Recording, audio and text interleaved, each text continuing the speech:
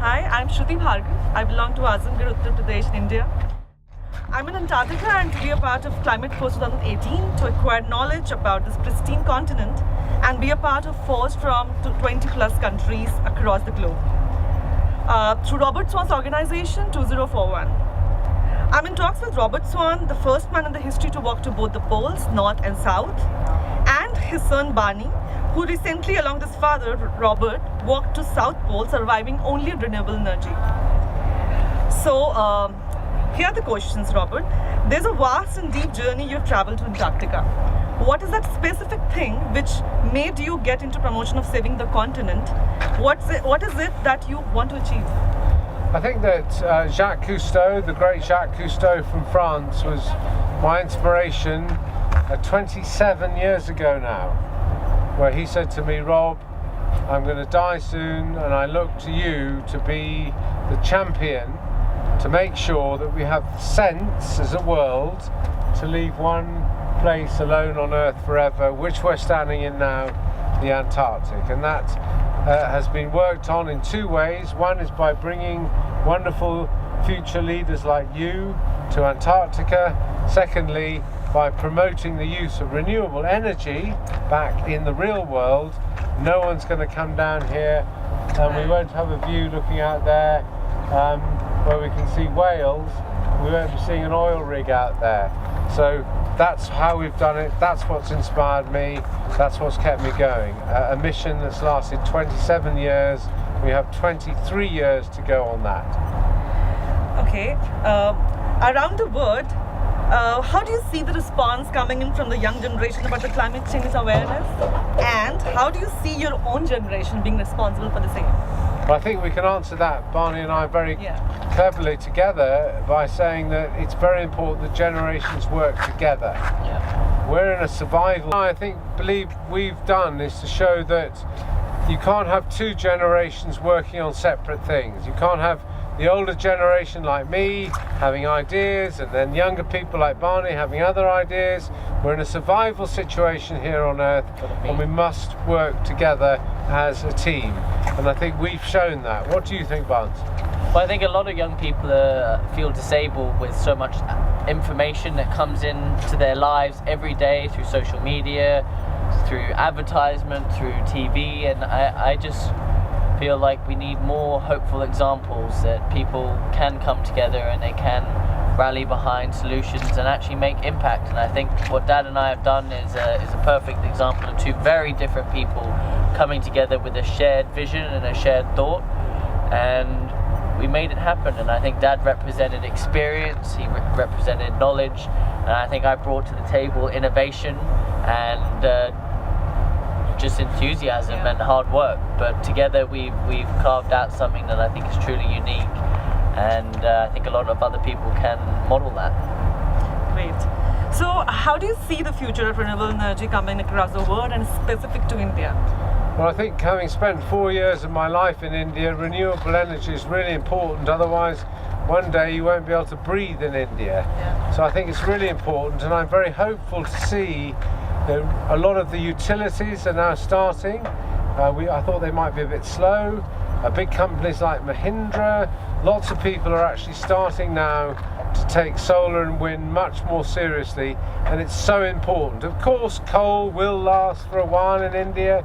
Nuclear may come in as part of the energy mix, but I do see hope that solar and wind are becoming something that big corporations are taking seriously, and they must be doing that because it's not just to be green, it must be starting to make financial sense. I'm very, very hopeful and very proud of those companies, and some of the people on board the ship here on your team have been telling me some very hopeful stories of that.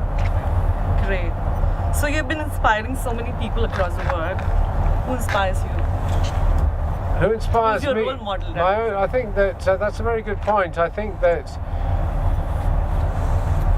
President Mandela in South Africa, I met him one day and he was a very peaceful person, and I'm trying to become more like that in my life rather than just this powerhouse like a bulldozer blasting my way through life, making everything happen.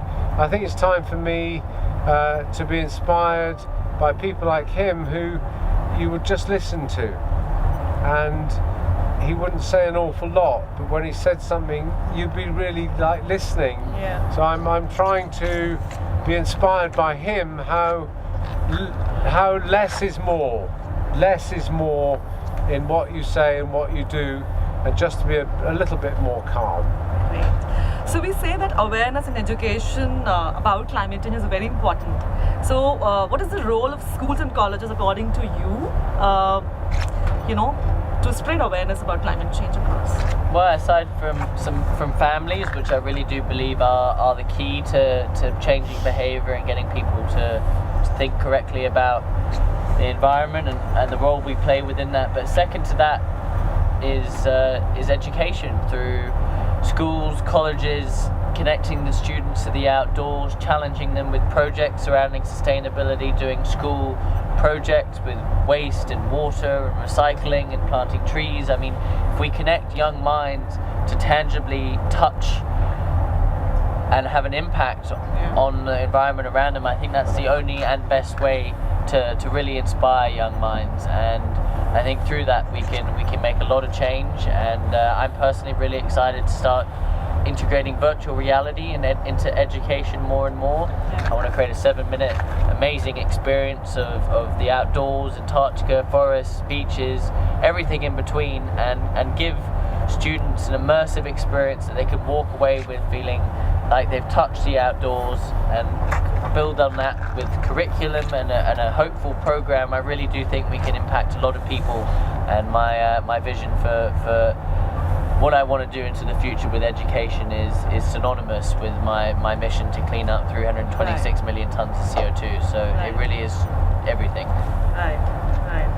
So, many of us are not really aware about why do we need Antarctica or why Antarctica is important. So let's say when I was coming here, many around me didn't know that why do I need to go there, or why. So would you like to throw some light on it for the people around? Well, Antarctica is the engine room of our world. All the species here in the ocean.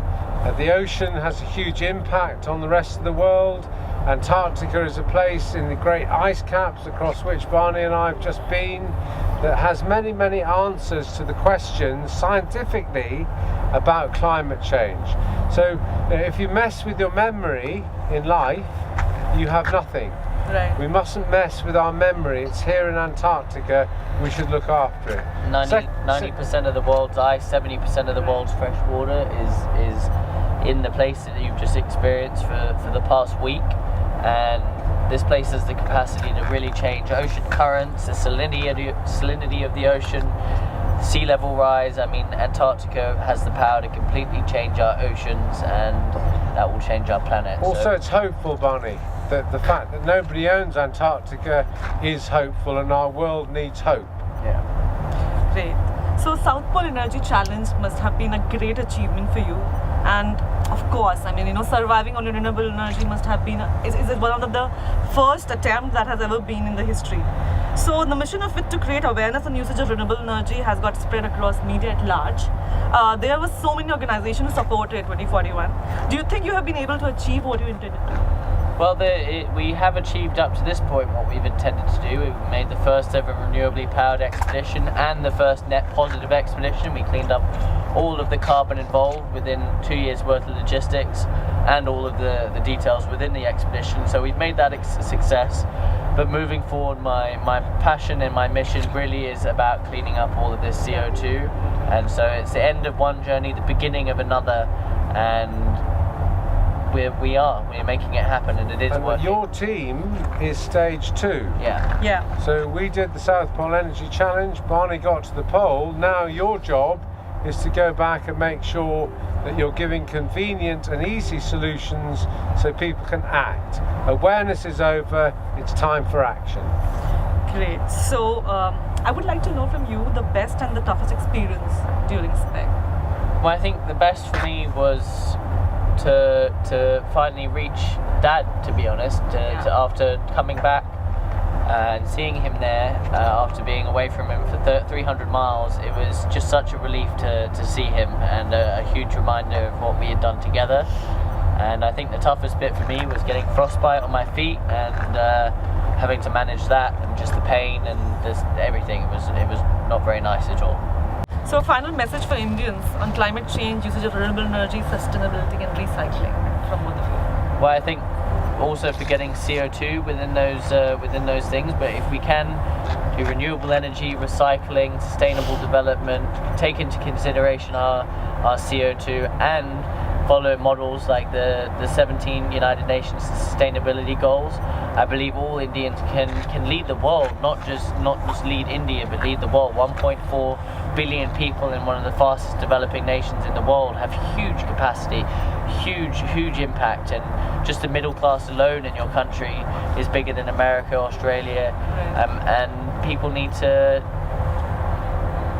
be just hopeful. Like, you've been back here, you've seen what pure outdoors look like, and I think more Indians need to remember that their culture and their everything, it's sourced by the Ganges and forests and the pressure systems coming out of the Indian Ocean and Nepal and all of that. I think that sometimes India gets very focused on themselves and their culture and everything, but they need to realize and remember that they're a part and surrounding some of the most amazing ecosystems in the world, and they should feel passionate to not only conserve what's in their country, but be a part of conserving our planet through pursuing things like renewable energy, waste management, all of those things we've just managed. And my message would be that there are more young Indians under the age of 25 than there are in the whole of the United States of America's population, plus the whole of Europe's population put together. So all those young Indians, don't run off to America, stay in India, make wealth there, make business there, and I want to see some multi-billionaires in the solar industry, in the cement industry, in the car industry with electric cars. Let's have India lead the world, which it will, but lead it with clean air, clean water, and a beautiful nation which you have. So good luck to you all. It's been wonderful to talk to you. This is Rob Barney. Message ends from the Antarctic. See you all soon in India, where it might just be a little bit warmer.